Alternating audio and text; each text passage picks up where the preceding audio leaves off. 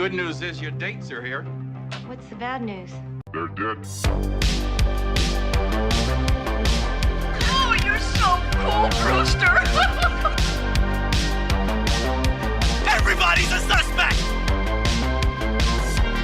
Hey, Ted, where the hell's Corkscrew? Don't fuck with the Chuck! Welcome back to Toe Tag Reviews. I'm Chuck, and today we're going to be talking about Friday the 13th franchise and where I rank them. Let's dive right into it. Coming in at dead last, number 12, Friday the 13th Part 9, Jason Goes to Hell. Bottom of the barrel movie for sure. It resulted in making Jason the slug that passes from host to host. I think that was one of the laziest and most piss poor attempts to make a Friday the 13th film. We do get a Kane Hodder cameo, which is always cool, but we also get one of the most badass endings. Jason gets sucked to hell, Freddy's glove comes up, grabs his mask, pulls him under. God, that's so fucking cool. The Necronomicon twist, I get why they did it. They were trying to set up for Freddy vs. Jason vs. Ash. Kind of tied more like mythos and lore to Jason. Overall, my love for the franchise went right out the window with this one. Coming in at number 11 is Jason Takes Manhattan. It's a mediocre Friday film to say the least. Everybody's gripe on it is he's on the boat 85% of the time, which he is, but I do kind of like the change in setting. The movie is as ridiculous as it sounds. The characters are cringy and the kills are lackluster. We do get the iconic flying bee guitar kill, and that thing is so fucking badass. At this point in the franchise, the saying too much of a good thing really comes into play. Overall, I feel the franchise was running out of steam. If you like it, you like it. Coming in at number 10 is Jason X.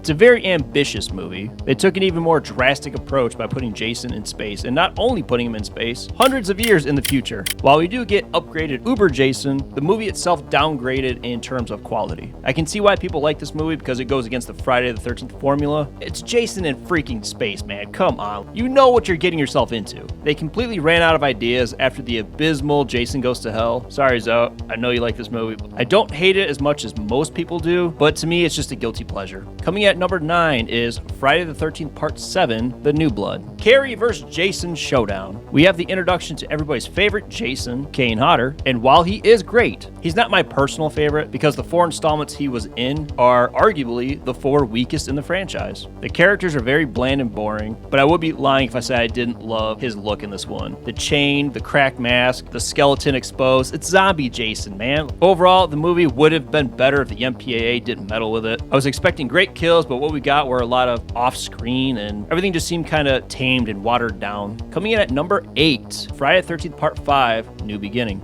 A movie that is pretty divisive in the sense that Roy Burns has taken on the role of Jason. It got some fan favorite characters like Ethel, Reckless Reggie, Pam Roberts, Demon. Damn enchiladas! While this movie has the highest body count, it lacks in story. I don't necessarily hate the copycat idea because at the time of the release, it hasn't been done, so it was like a fresh approach. But in my opinion, when you watch Friday the 13th movie, you're there for Jason. Not a copycat, not his mom, you're there for Jason. It's a middle-of-the-road entry. There are better movies in the series, and there's far worse. Coming at number 7 is the original Friday the 13th film. I think this was a fantastic horror movie, but as a standalone. The only reason it falls a little flat compared to the other installments is because Mrs. Voorhees is the killer. She does a great job. The mountain of a man that is her son, Jason, he's the face of the franchise. Tonally, it's different compared to the other ones in the sense that it's a murder mystery, everything's POV, and depending on your taste, this could be the movie for you. Personally, I love a good slasher, especially at a summer camp. The characters for the most part are great, and come on, we get Crazy Ralph. It's a fun movie that just gets overlooked by its future installments. Coming at number 6 is Friday the 13th Part 2. It's one of those sequels that surpasses the original. We have Jason as the main antagonist, but he isn't quite there yet. Coming out a year after the original, the story improved and so did the kills. I love the setting at Packanack Lodge. Final girl Ginny used her psychology that she majored in and outsmarted Jason. Speaking of him, I love his look in this one. The sack head, the overalls. It's very Town That Dreaded Sundown / inbred hillbilly. And one of the most obnoxious kills in this whole franchise is when Mark gets the machete to the face and seemingly falls down an endless amount of stairs. Overall, this installment etched out the original in almost every category. Coming in at number 5 is Freddy vs. Jason. It's one of the most important horror movies in the genre. 2 of the biggest icons clashing for dominance. Like, come on, dude. It's brilliant. Although it didn't age the best, in my opinion, I wouldn't change a thing about this movie. The strongest part of the movie for me is the story. I love the idea that Freddy was being forgotten about, so he brings Jason back to life to kill at the Elm Street house, spark the fear, get everyone talking about his name. Even though this movie went through development hell forever, it felt like, I'm glad with the outcome. It's a childhood staple of mine. Kills are fucking fantastic in it. The music's fucking great too. Is that like early 2000s, like new metal? I love this movie so much. My buddy Zoe, he said he considers this more a Nightmare on Elm Street movie. I personally see it as a Friday the 13th film. Jason's got most of the body count in this movie.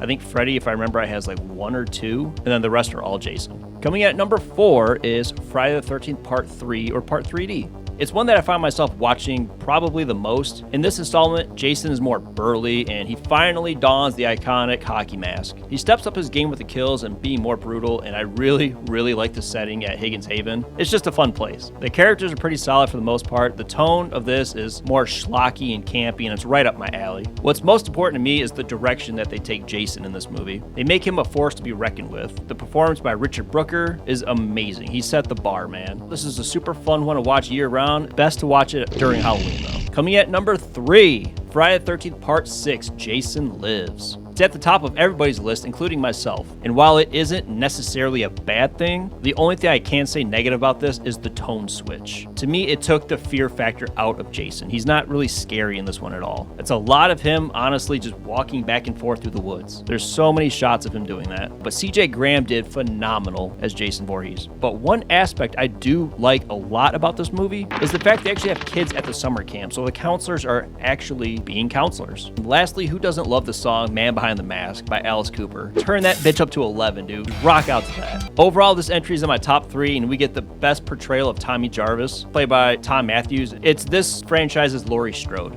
Coming at number 2 is Friday the 13th, the remake. It was such a breath of fresh air, returning back to the original formula without overtelling it and making it muddy and clunky. Jason is not only a force to be reckoned with, he's scary as shit. Being alone there all his years, he learned how to hunt, he learned how to survive. The original franchise made Jason kind of like vanish and teleport, and the remake, it made a lot more sense, making it grounded and having like an underground tunnel system. A couple good characters, but overall, they're just pretty bland. They're your typical stereotypes in a horror movie. The movie is the 12th installment, and the last time we got to see Jason on the big screen. This movie gets a bad rep and it's criminally overlooked. Derek Mears makes Jason scary again. My God, does he do a damn good job at it. Coming in at number 1 is Friday the 13th Part 4, the final chapter. It's ideally the perfect Friday the 13th film. It swung for the fences and knocked it out of the fucking park. The setting is at the Jarvis house and the cast is flawless, from Corey Feldman to Crispin Glover, who's the biggest horn dog in any horror movie. And we also get the greatest dance in cinema history. Ted White dons the role of Jason in this installment, and for me, he's my second favorite. The strongest aspect of this movie is the approach they took by making Jason seemingly unstoppable. It has some of the best kills and best effects. Not only is this my favorite movie in this series, but after Part 4, the movies kind of start taking a shit. Like, I feel like this franchise peaked at number 4. This has been my ranking for Friday the 13th. Do you guys agree with me? If you don't agree with it, explain. Let me know down below. And what's your guys' ranking? I'd love to know.